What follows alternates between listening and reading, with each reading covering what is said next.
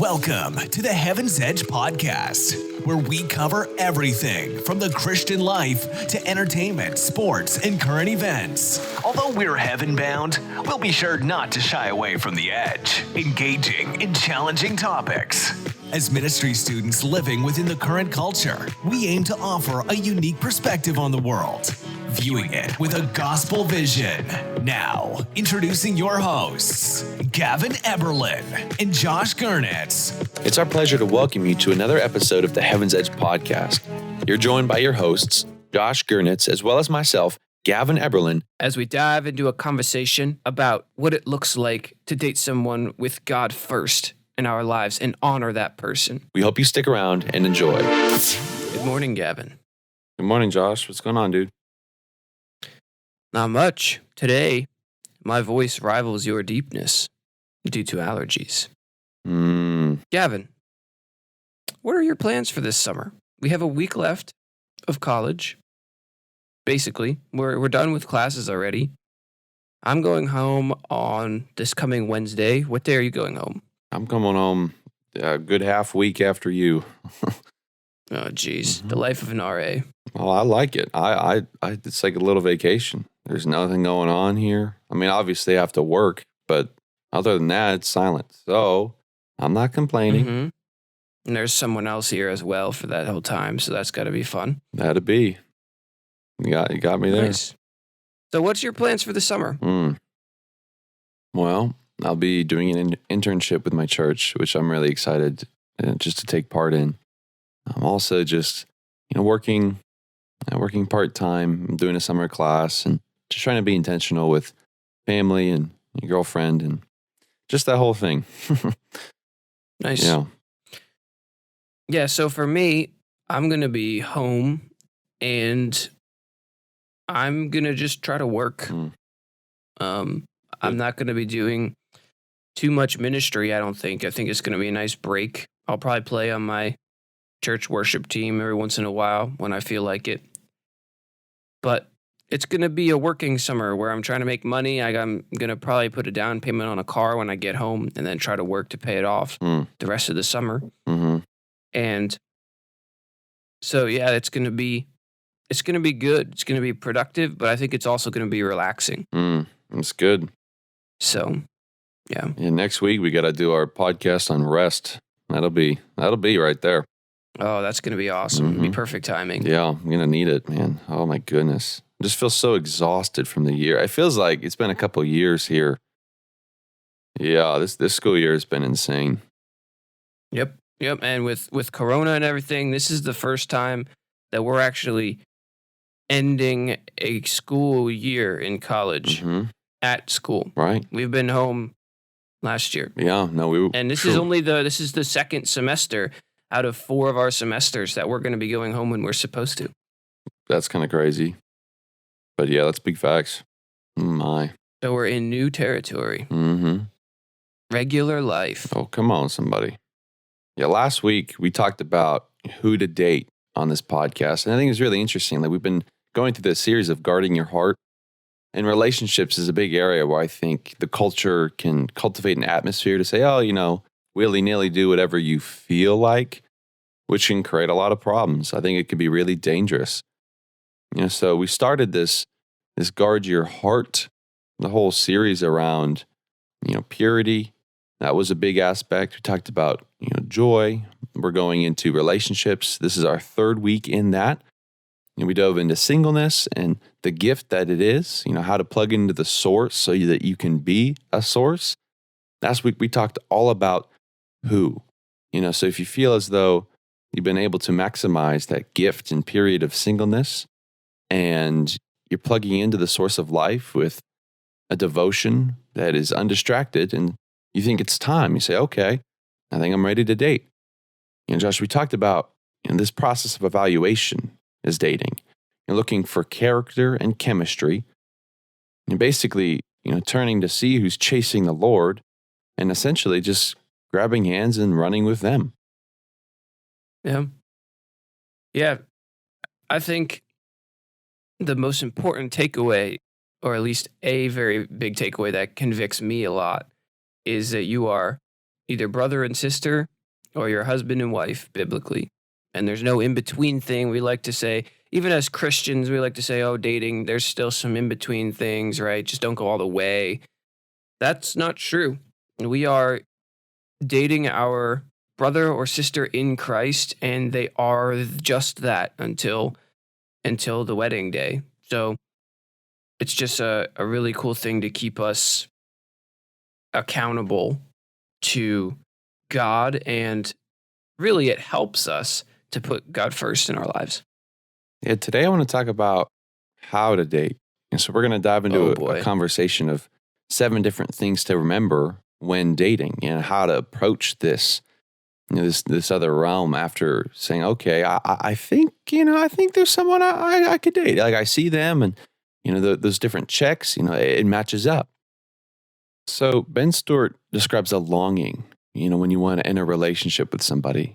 It's just a simple reality of, like if you experience beauty, as we mentioned in a couple podcasts ago, just seeing something that is beautiful, you recognize it, but you want to invite someone to join in and experience that with you.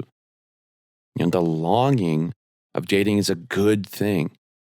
Like don't feel bad or like punish yourself. Like, no, it's a very good and healthy thing. But I think the culture just doesn't prepare us to go about it correctly. I think that's the real disconnect. Yeah. Resting in the sovereignty of God takes away desperation.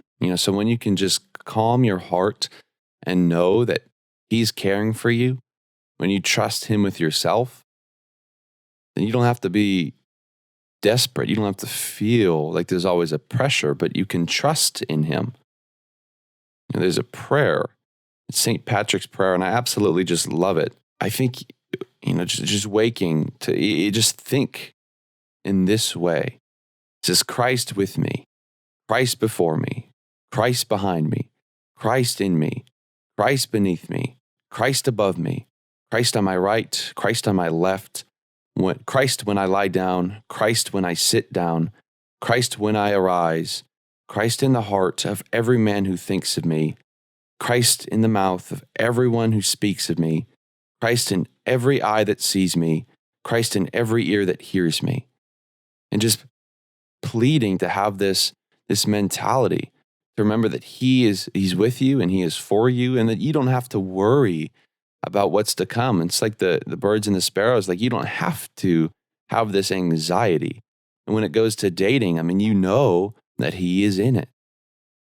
Trust His timing. It's difficult, but we want to encourage you first, before we dive into these points, to trust His timing, because He is with you in all things. Yeah, so we're going to look at, and this is kind of what Ben Stewart has gone through, is 7 things to remember in how to date. Last week was whom or who. This week is how.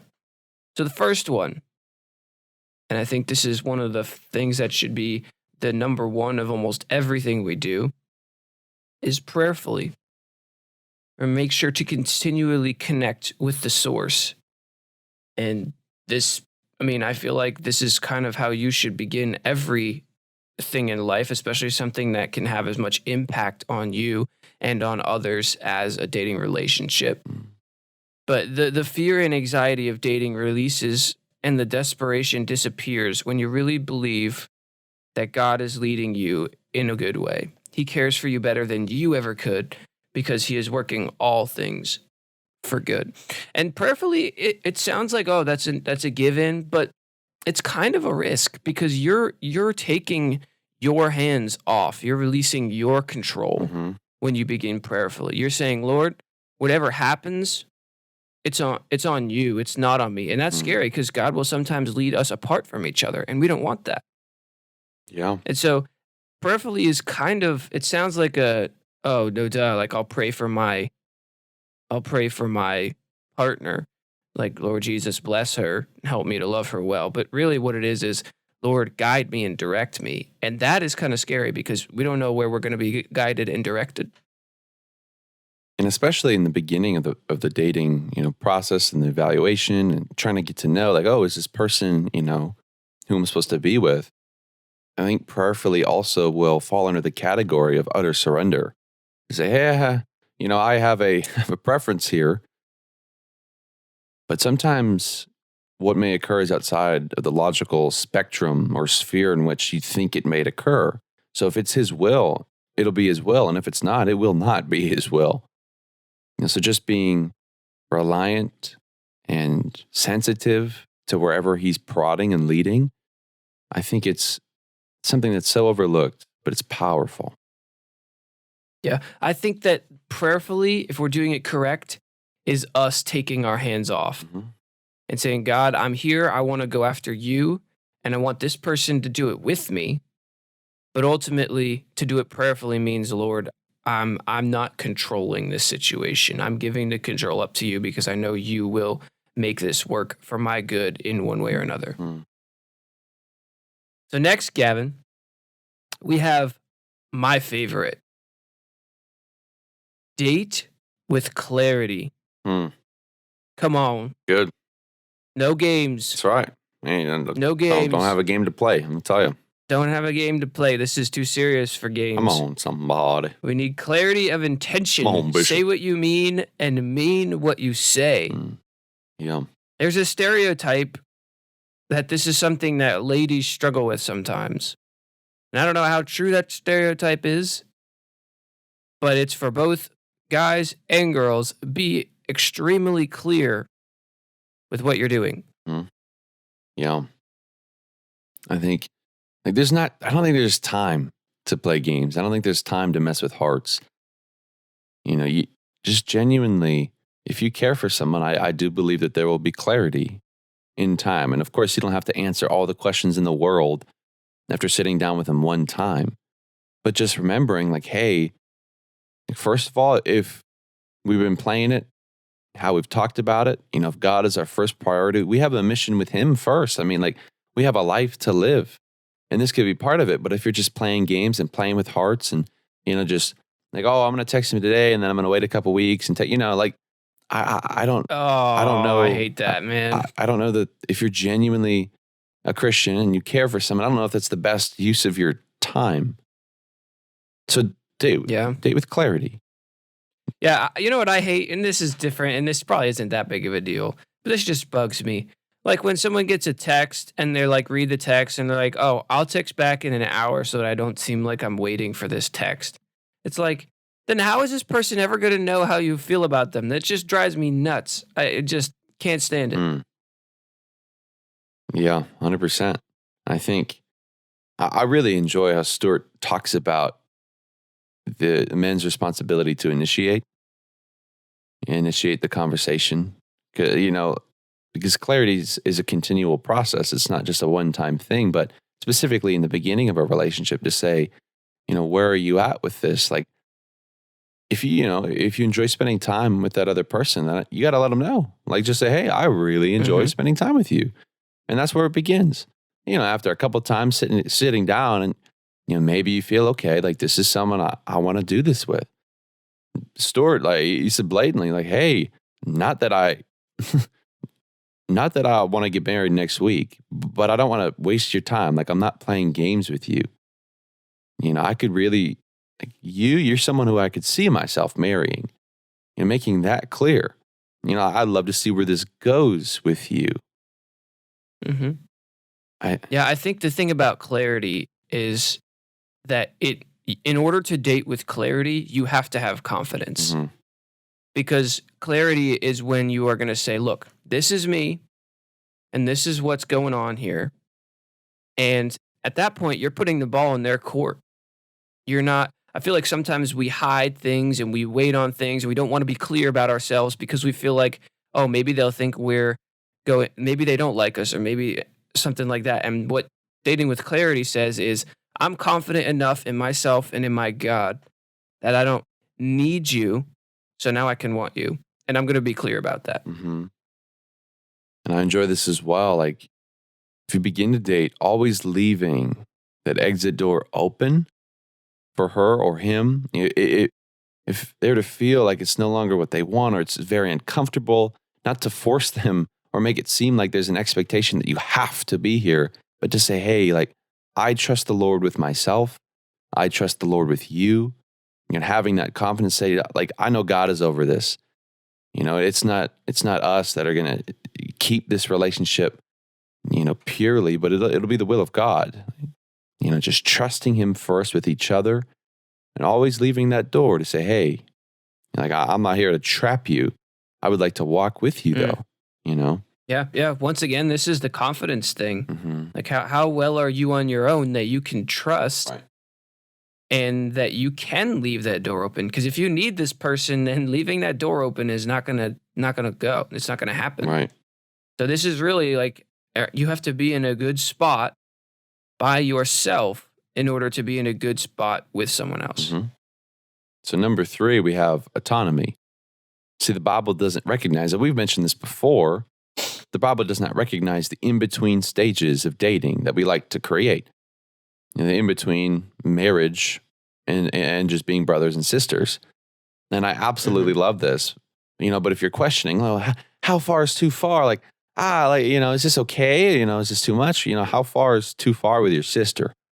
Oh boy. That's what. Hey,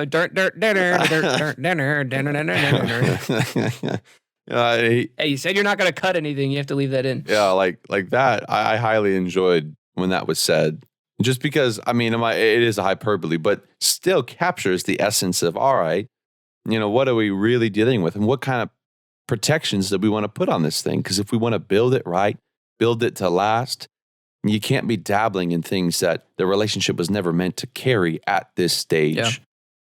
Yeah, she does not belong to you. She is purely the Lord's. You are not one flesh, right? You are not together yet. Not until marriage. And so being able to wait and say no is awesome. And that leads us into our next one, which is purity. Mm-hmm.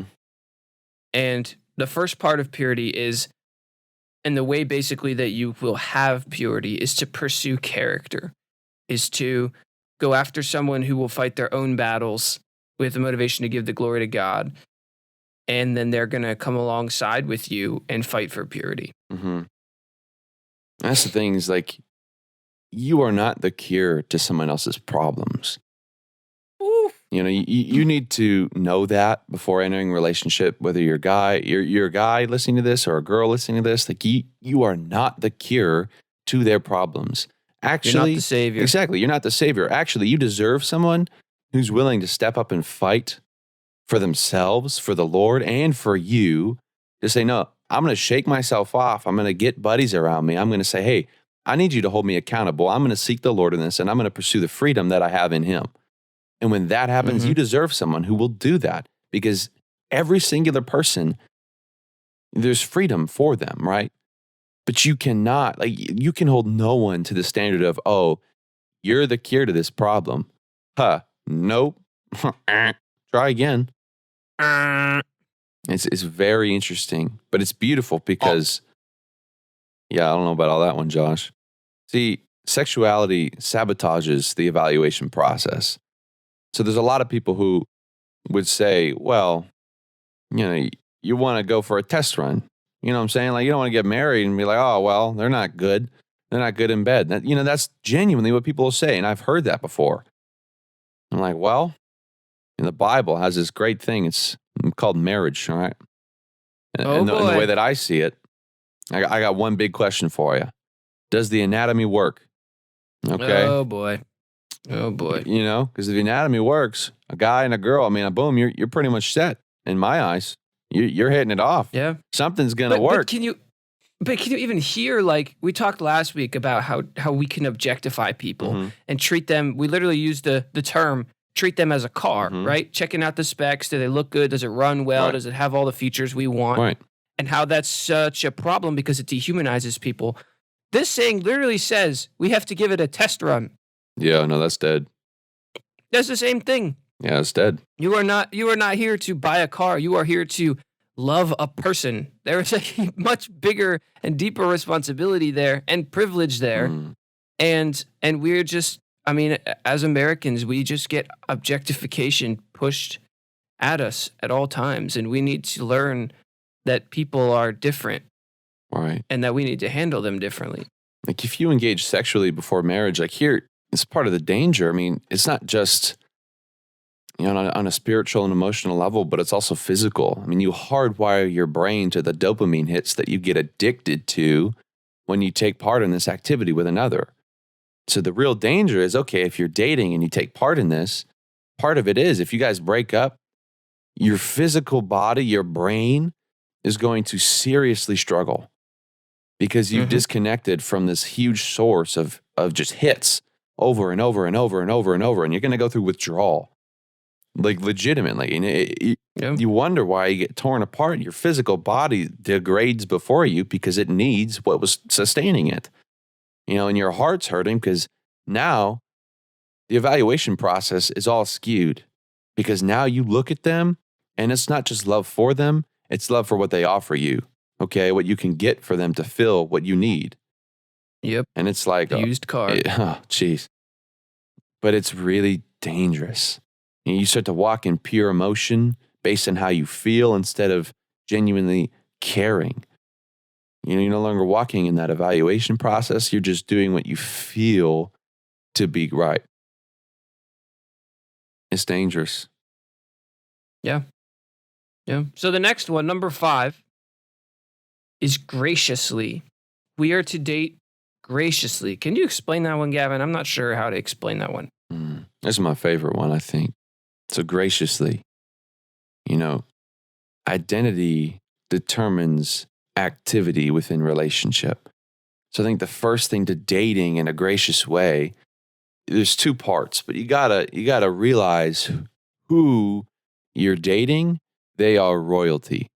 Okay, they are royalty in the eyes of Christ. That is their identity. They are worthy. They are loved. They are treasured. They are cherished. There's nothing that anyone can do to change that. And so in Christ, you have to recognize that is where they are. That is who they are. Okay? Yeah. And so on the flip side, it is your responsibility to be willing to grow in your ability of graceful reception. Okay? So when you look at this person, if you can ask the Lord, help me to see the inherent beauty, the royalty that these people and this person has in you so that I can be more like Christ in the way that I receive them in all instances, in the good, the bad, the ugly, anything.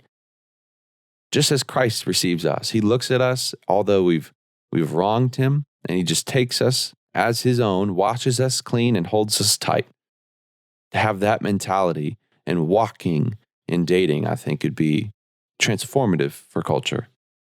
Yeah. I think in general, and we might do a podcast on this, but we have to remember that we are royalty under Christ. We are princes of the kingdom and princesses of the kingdom. And this is a quote that I know I read somewhere in a book. I can't remember exactly where, but this guy was talking about dating, and he's talking about how sometimes we have to think, oh, this girl is someone's daughter, right? We have to remember this is someone's daughter. And then he's like, that is so screwed up because you're attributing her worth to a man, to another man. Mm-hmm. You're not attributing her worth to her. You're thinking, I need to treat her well because she's some guy's daughter. And that's just totally skipping over the fact that she is a person. She is someone created in the image of God. So we don't treat someone well because this person is someone's daughter. We treat this person well because this person is a person, has the image of God in them, is God's daughter. That's where their identity is, not in another person. So there's this illustration that Ben uses, and he referenced, okay, so what if you're a Christian, right? But this girl comes up to you and she offers herself. She says, hey, I want you to have sex with me, right? And, let's say her dad doesn't care, whatever. He's not involved and she doesn't care. But this is what really hit me. Just the way that this said, if you use her, you have a problem with me. And that is God the Father. Because there's an integrity issue here. Okay? I don't care what she says. She might not know what's best for her, but she's still royalty in Christ. She's still created in the image of God, whether she knows him or not. So it is now on you. The burden of proof is now on you to say, no, I recognize. And I do not want a problem with him. No, sir. No. Yeah. See, I think one of the hardest things in relationship is that you want to focus your time, your voice, and your influence to be able to better each other, no matter how it goes. No matter if you stay together and you get married or you end up going your separate ways, but to know that your time, your voice, and your influence were used to better the other person, to care for them well, to love them well, graciously. You see, the grace God has given me, I want to use to pour out on you, to trust God where He leads us. Because He will lead you where He has for you to go. To just say, hey, I'm gonna care for you with all that I am, and I want to pour this grace over you because it's been poured over me. Yeah, the question that this asks is basically, if you were to marry this person, or if you were to break up with this person, would you still say that this was a good way for you to have spent your time in that season? Yeah. Have you grown from it? Have you pushed the other person to grow in it? Mm-hmm. And regardless of how it ends, can you look back and say, I'm glad that we went through that together? And I think that's the goal, is when we're first starting out a relationship, or when we're in a relationship, we need to make those changes. We need to correct it. And we need to put those things in place that we can say, even if I break up with you, I'm going to look back and say that I did my best to honor her and to honor him. Right. And like on her wedding day, okay, so if you're a guy and if you're dating this girl, on her wedding day, would you be able to look the groom in the eye, even if it's you looking in the mirror, saying, did I treat this girl with honor and respect when I dated her? Did I do that? Because she's worthy of that. So, okay, is the net result care and embetterment for the other person? It's big. Yeah. Yeah, and it's the same thing for the girl. I mean, exactly. we're guys, so we speak from a guy's perspective by default, but it's the same thing for women. I think that the men do have an initiation, right? They're supposed to initiate things, and I think ultimately, especially when you get married, the husband is held responsible. But it's definitely, I mean, it won't work unless both are in this together.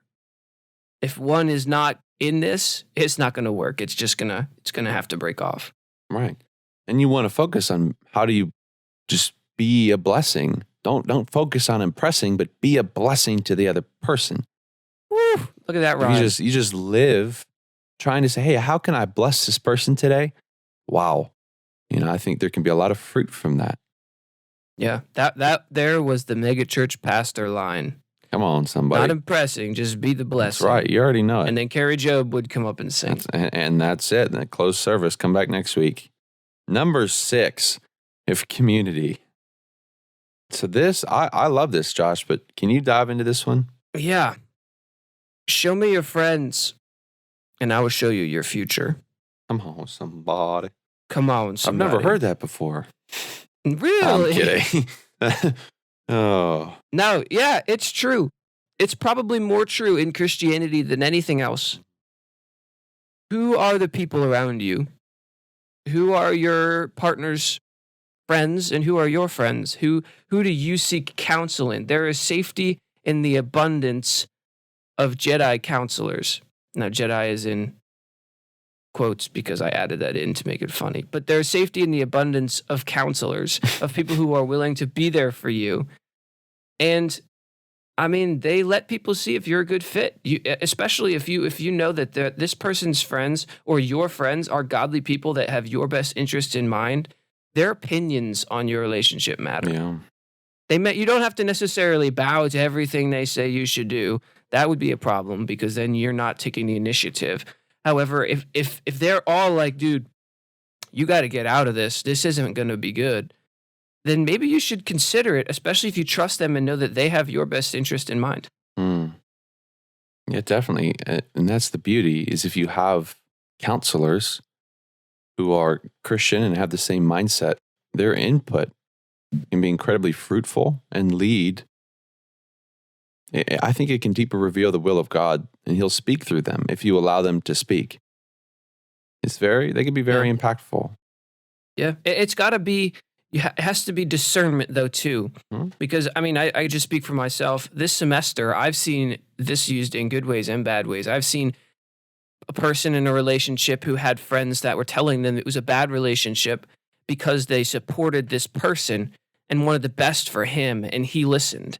And then I've also seen on the flip side a person who was in a relationship and that person's friends were not supporting them, not because they wanted what's best for that person, but because they were jealous and it was just a sticky situation. So the point is godly friends who have your best interest in mind, and you have to discern that and listen to that community, because oftentimes God will speak to you through them. Yeah, that's really good. So the last thing to check is patiently, dating patiently. See, there's no rush into forever. But on the flip side, Stuart would also say that you should date as short as you can and as long as you must.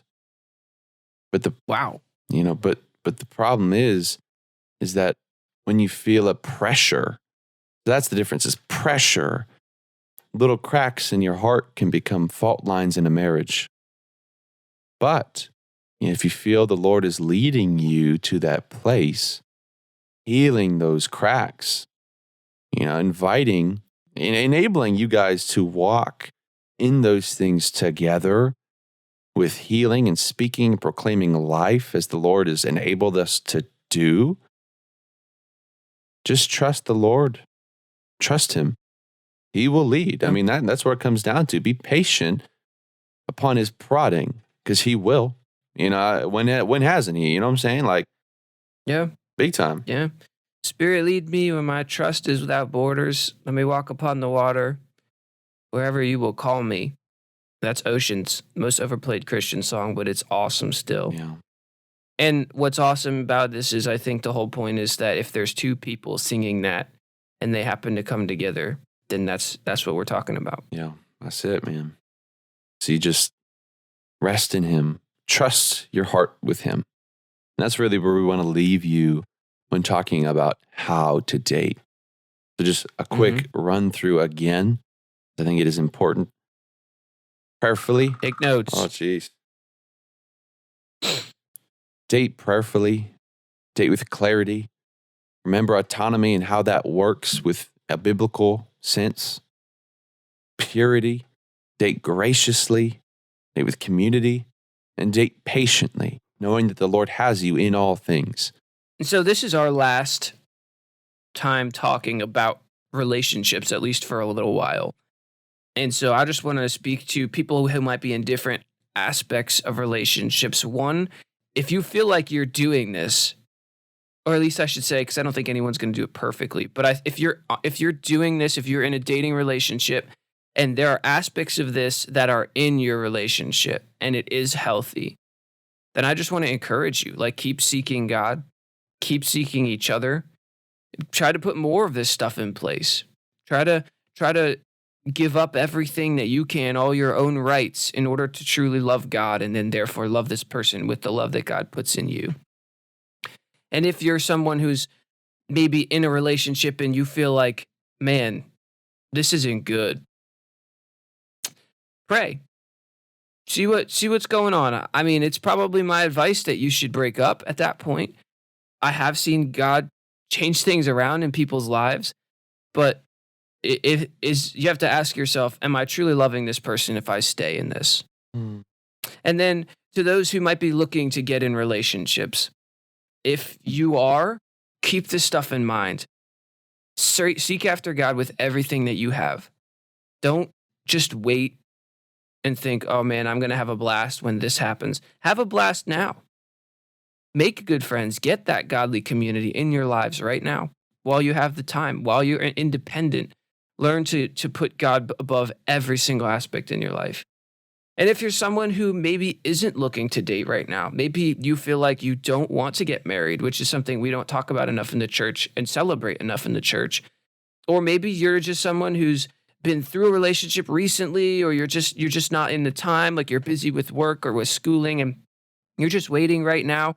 I think the same thing. Don't feel pressured to date. date someone because you want to. And so just want to leave you with those thoughts, no matter where you're at. And if you're married, you're supposed to still be dating each other in marriage. So take some of this stuff into your lives in some way. Yeah. We just want to close with a reminder of redemption and restoration and renewal and a new thing. So if you remember those things, that the Lord is here and he will shine life, love, and light into your relationships. And it is your opportunity to reflect that. You know, he enables us to walk in those things. And we've all encountered difficult scenarios, but I invite you to ask him, say, hey, Lord, genuinely, I'd like you to come into a new depth of my heart and touch the places I've never let the light shine. And I think you'll see a beautiful new work that he's going to do. Next week, we want to invite you to a conversation about rest, what it looks like to genuinely rest. And I know a lot of us it's been a year, but how do we? It's been a year. It's been a year, but how do we partake in rest? Hey, thank you for taking time to listen to our podcast. We appreciate you for coming by. If you like what you heard, make sure to subscribe and follow so you don't miss out on next week's conversation. Also, if you feel led, we encourage you to take a moment and share this on social media, along with even a star rating and review on wherever you may consume your podcast. If you'd like to offer your support while learning exclusive benefits and getting some sick merch, consider becoming a patron at patreon.com/heavensedge. Your support enables us to go above and beyond our capabilities, maximizing the impact that we're going to have together while improving your experience. Until next week, peace and love.